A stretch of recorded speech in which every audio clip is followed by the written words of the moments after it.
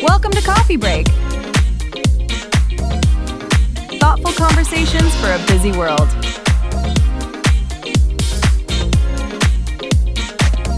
Let's begin. I want to start today with a very specific scenario. I want you to picture this honestly and just tell me if it sounds familiar. Okay. It's, let's say, 10:00 a.m. on a Tuesday. You've had your coffee. You're sitting at your desk. You have a document open. Maybe it's a proposal. Maybe it's a strategic plan, something high stakes that you actually, care about. Right. You know exactly what you need to write. You know why it matters. The intent is there.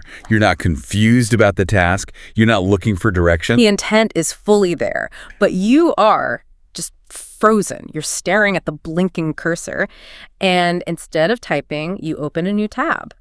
You check your email. You close the email. Oh, this is very familiar. You check Slack. You look at your phone.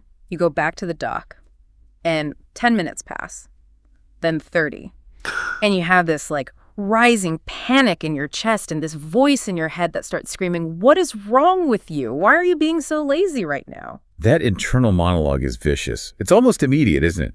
We don't even pause to consider another option. We just jump straight to diagnosing ourselves with a character flaw. Right. We say, I lack discipline, or I've lost my edge, or, I'm just dragging my feet. I'm broken. That's usually where my mind goes. Yeah. I look at other people who seem to be crushing it, and I just think, I am fundamentally broken. Right. I'm broken. But today, we're looking at a stack of research, specifically an analysis from QofeBreak 045 titled The Myth of Laziness and the Reality of Overload, that suggests that diagnosis isn't just harsh, it's medically and neurologically wrong. Okay, that is a massive claim. Because to the outside world, and honestly even to myself in that moment, it looks exactly like laziness. I mean, I'm sitting there doing nothing productive. It does. If you walked into my office, you'd see a guy scrolling Twitter. That's the textbook definition of lazy, isn't it? It looks like laziness, sure. Behaviorally, they appear identical. But the source material we're diving into today argues that what you're experiencing is actually a biological safety mechanism. It's not a lack of drive. It's a freeze response triggered by a specific type of exhaustion. A freeze response. Yeah, and we call it invisible fatigue. Invisible fatigue. I like that term, but I have to admit, I feel like I need to be careful with it. How so? Because it sounds a little bit like a get out of jail free card. Yeah. Is this just a fancy new way of justifying procrastination? That's the skeptic's question, and it's a really valid one. But think about it this way. If you tried to run on a broken ankle, your body would force you to stop. Of course. Pain is a signal. Limping is a mechanism to prevent further damage. Really? Invisible fatigue is the brain's version of a limp. It's telling you to stop before you do real long-term damage. But with a broken ankle, I have an x-ray. I have proof. I can show it to people. With this, I just have a feeling of shame and a blank Word document. Exactly. And that shame is what we are trying to dismantle today. Our mission for this deep dive is to take that word lazy, which is a really heavy moralizing word, and see if we can swap it out for something more accurate. Overload. Okay. Because if you treat overload like laziness, if you try to just push through it or beat yourself into submission, you're going to burn out the engine completely. So this is for the high-functioning people, the entrepreneurs, the parents, the people who look at their day and think, I haven't run a marathon. Why do I feel like I've been hit by a truck? Precisely. We're going to look at why your brain crashes long before your body does and how to get that clarity back without, completely upending your life. All right, let's get into section 1, reframing the problem. We need to draw a hard line between laziness and mental overload. Because as we said, they look the same from the outside. They look the same, but the internal state is the complete opposite. This is the crucial distinction the source makes. Laziness, by definition, is an unwillingness to exert effort. Right. It is often accompanied by apathy. You don't do the work because you don't care if the work gets done. You'd rather be doing something else because the outcome just doesn't matter to you. Okay, so laziness is I don't want to. Laziness is I don't want to. Overload is I desperately want to, but I can't. It is a paralysis caused by too much processing going on upstairs. A traffic jam. It's a traffic jam of neural pathways. It's not an absence of intent. It's an excess of it. You care so much about so many things at once that nothing can get through. That distinction really, really hits home for me because when I'm in that stuck mode, I'm not happy. I'm not enjoying the scrolling. I'm usually stressed out of my mind, wishing I could just start the task. That's the tell. If you are stressed about not working, You probably aren't lazy. You are overloaded. The source uses that term invisible fatigue to explain why this is so confusing for us. Right. If I spent 8 hours digging ditches or I ran 10 miles, my legs would hurt, my back would ache. I would have a clear physical signal telling me, hey, sit down, you've done enough. Physical labor has built-in feedback loops. Your muscles ache, your lungs burn. You have permission to rest because the evidence is right there. It's socially acceptable, even expected, to be tired after physical exertion. But mental work, there's no equivalent. Mental work is invisible. You can sit in an ergonomic chair for 10 hours, moving nothing but your eyeballs and your fingertips. To the outside observer, you have been sedentary. You haven't done anything. And yet at the end of that day, I feel like I've been trampled. Because you have been metabolically and neurologically depleted, but because you haven't moved, your internal judge, that voice in your head, says, you haven't worked hard enough to be this tired. And that leads right into this broken fallacy the source mentions, this idea that I shouldn't be tired, so I must be broken. And that fallacy is so destructive. The source material highlights a key takeaway. You're not broken. You're overloaded. Just think about the psychological difference there. It's huge. If you believe you are broken or lazy, what's your solution? To beat myself up. You try to force the engine to run, you drink more coffee, you set stricter deadlines, you basically yell at yourself until you comply. You try to utilize willpower to overcome what you think is a character defect. Right. Exactly. But if you realize you are overloaded, the solution changes completely. You don't need force, you need to reduce the load. It's like driving a car with the parking brake on. That's a perfect analogy. Right. Laziness implies you aren't pressing the gas. Overload implies you're pressing the gas to the floor, but the brake is locked. And pressing the gas harder just burns out the engine. It destroys the transmission. That's what burnout is. Yeah. It's the engine failing because you kept revving it against an immovable resistance. The source makes a very specific point here that I want to drill into. The brain gets overloaded long before the body does. We live in an information economy. Most of us are knowledge workers. For sure. We are processing inputs at a rate that is, it has to be evolutionarily unprecedented. Oh, completely. We aren't designed for this. That's the bottom line. Our hardware is ancient, but we're trying to run modern software on it. So let's get under the hood here. Section 2, the mechanics of invisible fatigue. You mentioned the brain crashes before the body. But why? If I'm just sitting in a chair making choices, I'm not lifting weights. Why does picking a font for an email or deciding what to eat for lunch actually deplete me? It feels like that should be free energy. It feels free because it's abstract. We don't see the fuel tank. But biologically, it is incredibly expensive. The source material brings up decision fatigue, but I think I need to get specific about the chemistry here to really understand it. Okay. Your brain is a glutton. A glutton. A metabolic glutton. The brain is roughly 2% of your body weight, but consumes about 20% of your total glucose and oxygen. It is a ravenous machine, constantly burning fuel. Okay, so it runs hot. Very hot. It runs very hot. Now, here is the kicker that the source points out. The brain has a budget, and it does not distinguish between high-value decisions and low-value decisions as well as we'd like. Wait. So deciding to merge the company and deciding to wear the blue socks? Both draw from the same fuel tank. This is what researchers like Roy Baumeister have studied extensively. They call it ego depletion. Every time you exercise self-control or make a choice or suppress an urge, you burn a tiny unit of glucose. You literally deplete the neurotransmitters required for executive function. Okay, hold on. This sounds a bit like a convenient excuse, though, doesn't it? Sorry, I can't work. I used all my glucose picking my socks this morning. It feels soft. It sounds convenient, I know. I can't do the dishes. I'm out of glucose.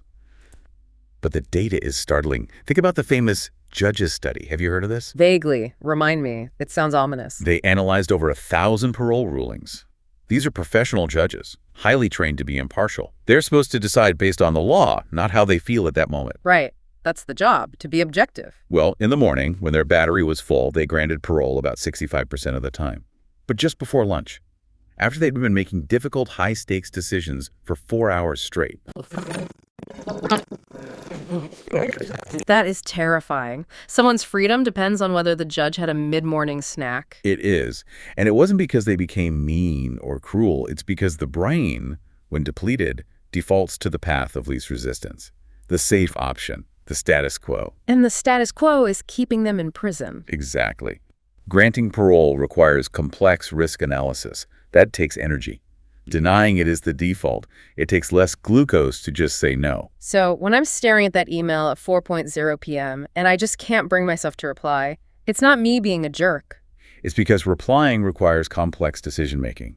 Tone, content, timing, what to attach. Not replying is the default. Your brain has switched to power save mode. You aren't lazy. You are a judge who needs lunch. That's it exactly. This explains that phenomenon, and I know every entrepreneur and parent listening has felt this, where you finish a long day of work, you're exhausted, you get home, and your partner asks that one simple question, what do you want for dinner?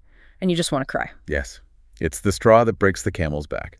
It seems so irrational. It's just dinner. Just pick pizza or tacos. It shouldn't be this hard. But it feels like climbing Everest. It's not that choosing dinner is hard. It's that your battery is at 1%. You literally do not have the executive function left to process one more option. One more. The source calls this micro-decision overload. It's death by 1,000 cuts. By 4 p.m., you haven't made any life-changing decisions, maybe, but you've made 4,000 micro-decisions. Should I click this link, delete this email, take this route in traffic, accept this meeting invite? And yet we interpret it internally as, I'm being a jerk, or I'm being difficult. No, you're empty. Right. And this ties directly into the second mechanism the source brings up, which I think is even more insidious than decision fatigue. Okay. It's the concept of unfinished tasks and bandwidth drain.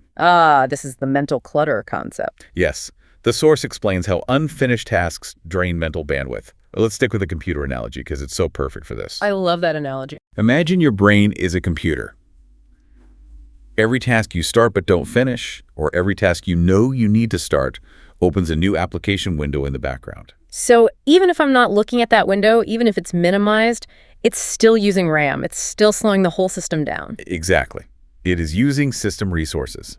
In psychology, this is called the Zeigarnik effect. The Zeigarnik effect. Okay, break that down for us. Bluma Zeigarnik was a Soviet psychologist. She noticed something fascinating about waiters in a cafe in Vienna. They could remember incredibly complex orders perfectly. Who ordered the coffee, who ordered the cake, who needed extra cream, up until the moment the bill was paid. And then? The second the transaction was closed, they forgot it. Instantly. It was just gone. So the brain holds onto it. It keeps that tab open for as long as it's open. Correct. Your brain is hardwired to keep open loops active. It creates a state of cognitive tension. It is constantly scanning them in the background to make sure you don't forget them. Don't forget the email. Don't forget the dry cleaning. Don't forget that project for Friday. It's like a little background process that's always running. It is. So if you have an email I need to reply to, a call I need to return, and a project due on Friday, and I'm trying to sit down and relax on the Tuesday night. You aren't relaxing. You are not relaxing. Your background processor is spinning. It's going ping, ping, ping. That scanning process consumes energy. It creates a low-level hum of anxiety that you might not even be consciously aware of. This is that feeling of, I have so much to do that I can't do anything. Yeah. It's exactly like when your computer has so many tabs open that the cursor starts lagging and jumping across the screen. Yes. And what do we usually do when the computer lags? We click the mouse harder, we get frustrated, we smash the keyboard. Why won't this work? Exactly. But the computer isn't being lazy. It has no RAM left. Yeah. That is what is happening to you when you stare at that screen. You have too many open loops. You are trying to run a high-performance application like creative work, while your system memory is 99% full of don't forget to buy milk. That makes so much sense. It's not a lack of horsepower. It's a lack of available memory. The engine is fine. The RAM is full. Exactly. And this leads us right into the third trap mentioned in the source material. And this one really hits home for me as a parent and, running a business. It's the trap of anticipation. The pressure of thinking ahead. Yes. This is a massive drain for parents and entrepreneurs especially. The source talks about the pressure of always thinking ahead. Meaning we are never actually in the present moment. Is it that simple? It's a bit deeper than just not being present. It's about the fact that your brain is fundamentally a prediction machine. A prediction machine. I like that. That's effectively what it is. From an evolutionary standpoint, your brain doesn't care if you're happy. It cares if you survive. And the best way to survive is to predict threats before they happen. Is that a tiger in the grass? Is that storm coming this way? Where will I find food tomorrow? Precisely. We're hardwired to constantly simulate the future to keep ourselves safe. But here's where the overload comes in for the modern knowledge worker, right? Yes. In the wild, you simulated the immediate future. Where will I sleep tonight? Once the decision was made, the simulation stopped. You found a cave, you could rest. But now, Now, if you're an entrepreneur or a parent, you are running simulations for events that are weeks, months, or even years away. You're sitting in a meeting about Q2, but your brain is simulating the school pickup route, the dinner prep, the quarterly review next week, and your kid's college fund in 10 years. you're living the next 2 weeks in your head before they even happen. It's like running a high-end video game in the background of your computer while trying to type a Word document. Yeah. And here's the kicker. Simulating those events costs energy. It's not free. Wait, so you're saying thinking about doing something stressful costs as much energy as actually doing it? Not quite as much, but a significant amount. And in some ways, it's worse. It triggers the same biological response. When you vividly imagine a stressful meeting that is happening next week, your body doesn't know it's imaginary. It releases cortisol now. It spikes your heart rate now. You are prepaying the energy cost and the stress cost for events that haven't even occurred yet. So you're double paying. You pay the energy cost when you worry about it, and then you pay it again when you actually do it. And you might be paying 10 times because you might worry about it 10 times, and then the event itself only takes 5 minutes. Yeah. This creates a perpetual state of energy deficit. This brings us to a really tragic part of the source material. Why rest doesn't help when your brain never switches off. This is the working vacation paradox, or just the failed weekend. I have had this happen so many times. I take a day off, I sit on the couch, I watch a movie, but at the end of the day, I feel just as tired as I did when I woke up. Or worse. Maybe even more tired, because now I feel guilty for wasting the day and not getting anything done. That's because you engaged in physical rest, but not mental rest. The source makes a clear distinction here. If you are lying on the couch, but your prediction machine is still running, still cycling through open loops, still anticipating the problems of tomorrow, you are not resting. It's the guilty rest. The guilty rest is the worst kind of rest. It's a zombie state. You aren't working, so you aren't being productive, but you aren't truly disconnected, so you aren't recharging. It's a gray zone where you lose on both ends. It's like leaving the TV on standby. The screen is black, but the little red light is on, and it's still drawing power from the wall. That is a perfect description. As long as that thinking ahead mechanism is engaged, the brain is in standby mode, not off mode. Standby mode still drains the battery. Okay, so we've painted a pretty clear and honestly a slightly depressing picture here. It can feel that way. If you're feeling stuck, it's not because you're a sloth. It's because you have decision fatigue from 1,000 tiny choices. You have open loops draining your RAM, and you're constantly simulating the future. You are overloaded. Right. It's a system problem, not a character problem. Now we need to move from diagnosis to solution. The source material is really great here because it doesn't suggest you quit your job and move to a monastery. It offers practical ways to reduce mental noise. The first step, before we even get to the fixes, is simply recognizing the symptoms. We need to validate what the listener is feeling. Overload looks like apathy. It looks like procrastination. It feels like laziness from the inside. If you are struggling to start a simple task that you care about, that is a symptom. It's a red flashing light on the dashboard of your brain. Exactly. Treat it as data, not as sin. If your car's engine light comes on, you don't scream at the car and call it lazy. You check the oil. Okay, so let's check the oil. Strategy number 1 is aimed directly at those open loops, the Zeigarnik effect. Closing the loops. But here's the critical nuance. Closing a loop doesn't always mean doing the task. But wait, explain that, because if I have 50 things on my mind, I can't just magically do them all in 10 minutes to feel better. Exactly. If you try, you'll crash even harder. The source suggests externalizing the list. This is a way of tricking the brain into letting go. Putting it on paper, getting it out of your head. It sounds so basic, almost insultingly simple. But neurologically, it's incredibly powerful. Remember the Zeigarnik effect. The brain holds on to the task because it is afraid of losing the information. It's the waiter remembering the order until the bill is paid. Right. But the moment you write it down in a trusted system, a notebook, an app you actually check, your brain registers. Yeah. Okay, this is safe. The data is stored externally. I don't need to spend precious energy remembering it anymore. You're offloading the data from your short-term RAM to an external hard drive. Exactly. You free up the processing power for the task at hand. So if you feel overwhelmed, the first thing to do is stop trying to work. Take 10 minutes and do a brain dump. I do this. I call it the vomit list. Just get it all out, no filter. The vomit list is a perfect name for it. It doesn't have to be organized. It doesn't have to be pretty. Just get every single open loop out of your head and onto a visible surface. Call mom, fix the sink, email the client, buy dog food, figure out meaning of life. Everything. And you will physically feel the pressure drop. I've felt this. It's like the fan in my computer finally slows down and gets quiet. Because you've quieted the background noise. The brain stops scanning, and that frees up a huge amount of energy. Okay, that's a great first step. Strategy number 2 addresses the decision fatigue. How do we stop the battery drain from all those micro choices? The source suggests simplifying decisions. Or routinization. You want to automate the low-value choices so you can save your energy for the important ones. This is the classic Steve Jobs wearing the black turtleneck everyday example, isn't it? That's the classic example. He didn't want to spend a single unit of glucose deciding what to wear. But for normal people, it applies to things like food and scheduling and workflows. The what's for dinner problem we talked about earlier. If you know that what's for dinner is a stressor at 6 p.m., you remove the decision. You create a meal plan on Sunday when you're relaxed. Or you have a simple rule: Tuesdays are tacos. So on Tuesday night when you're tired, you don't have to decide. The decision has already been made. You just execute. You pre-decide when your battery is full, so you don't have to decide when your battery is empty. That's a great way to put it. Pre-decide. I like that. It applies to so much. Same with checking email. If checking email is a constant decision of do I look now, do I look now, that consumes energy all day long. It's the constant resisting of the urge. That takes willpower. Right. So you set a schedule, a simple rule. I check email at 10 a.m. and 4 p.m. You remove the constant choice of should I look. You automate the behavior. It becomes a non-decision.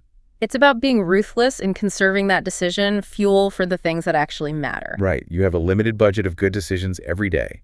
Don't spend them on your socks. Don't spend them on deciding when to check Slack. Save them for the work that pays the bills or for being present with the people you love. And finally, strategy number 3, true mental switching off. How do we actually stop that anticipation engine? Because I can write a list and I can eat tacos on Tuesday, but I'm still worrying about the future presentation. This is the hardest one for high achievers, for sure. The source emphasizes that you need to find an activity that consumes your full attention, but is low stakes. So not just sitting there trying to clear your mind. No, that almost never works. If you sit and think, you'll think about work. The vacuum will be filled by anxiety. You need something that forces presence. Immersion. Immersion, that's the word. For some people, that's intense exercise. If you are playing a fast-paced sport, like tennis or squash, or even a pickup basketball game, You can't be thinking about the quarterly review. you can't. If you look away to think about the quarterly review, you get hit in the face with the ball. The activity forces your prediction engine into the now. So that gives the rest of your brain a break. It forces the prediction engine to focus on the immediate physical environment. Where is the ball? Where do I move my feet? Rather than the abstract future, where is my career going? That shift is what provides true mental rest. So binge watching a show might not work if you're just scrolling on your phone at the same time. Correct. That's multitasking, not resting. If you're watching a show, watch the show. Put the phone in the other room. If you're cooking, just cook. Smell the onions. If you're playing a video game, play the game. Give one thing your full, undivided attention. I love that. It's active rest versus passive guilty rest. The goal, as the source puts it, is regaining clarity. It's not about doing more. It's about clearing the windshield so you can see where you're going again. Clarity is the opposite of clutter. Yes. And when you have clarity, the motivation often returns on its own. Because suddenly the task doesn't look like an insurmountable mountain anymore. It just looks like a task. We've covered a lot of ground today. I mean, we've gone from the lazy diagnosis to the biology of the overloaded brain. We've talked about glucose depletion, the Zeigarnik effect of open loops, and the tyranny of the prediction machine. It's a lot to process, ironically. It is. But if the listener takes away just one thing, I hope it's that fundamental shift in identity. I want to leave everyone with the mantra from the source material one more time because I think we need to tattoo this on our foreheads. I agree. You're not broken, you're overloaded. It's a statement of compassion. Treat your focus and your mental energy like a limited resource. Protect it. Don't just abuse it and expect it to always be there. And so here's a final thought for you to chew on. We talk about closing open loops by writing them down, by externalizing them. But there's another way to close a loop, a more aggressive way. Yes, the not doing list. If your brain is tired because it's holding on to unfinished tasks, what is the one open loop you can close right now, not by doing it, but by deciding not to do it? Liberation by subtraction. It's so powerful. We all have items on our to-do list that have been there for 3 months. That book you were going to read, that side project you were going to start. They're just sitting there dragging us down, making us feel guilty every time we look at them. That guilt is a slow leak in your battery. It's constantly draining you. So here is the challenge. Find one thing, just one, that you have been telling yourself you should do. And decide right now, with full permission, that you are never going to do it. Delete it, strike it through, admit it's not happening. And feel the weight that falls off your shoulders when you do. Because sometimes the most productive thing you can do is admit what you aren't going to do. Think about that. You're not lazy, you're just carrying too much. Put some of it down. Thanks for diving in with us. Take care of yourself. Come on.